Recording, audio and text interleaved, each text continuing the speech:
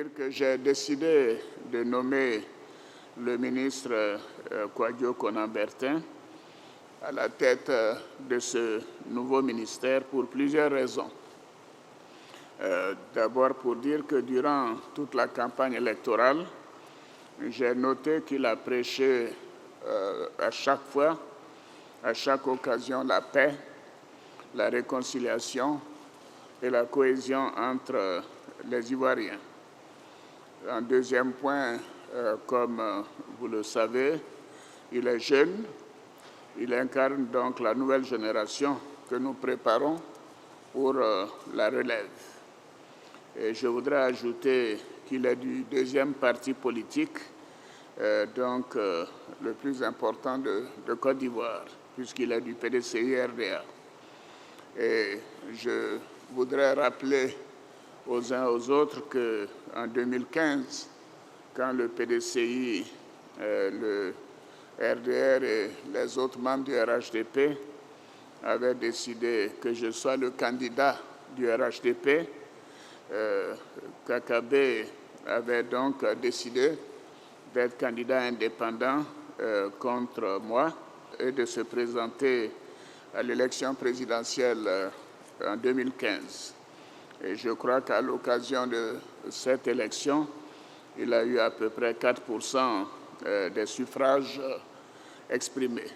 Et je voudrais noter que cela, bien sûr, ne fait que démontrer son courage politique, sa constance et également sa disponibilité à servir le pays en toutes circonstances, que ce soit en 2015 comme en 2020.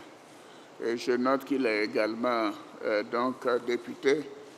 Il a été député, je crois, de Port-Bouët. C'est dire que notre jeune frère est donc le bienvenu au sein de ce conseil. Je l'ai nommé sur proposition du Premier ministre, chef du gouvernement, qui lui-même est jeune, et tout cela donc pour renforcer ma volonté de relève et de transfert du pouvoir, je souhaite, à une génération plus jeune. Je ne connais pas bien Kakabe en tant que personne. Je l'ai rencontré 2 ou 3 fois, mais il m'a toujours impressionné par son sens de l'État, son engagement pour la paix, pour la réconciliation, et je suis sûr qu'il fera un excellent travail dans ce portefeuille qui vient à point nommé.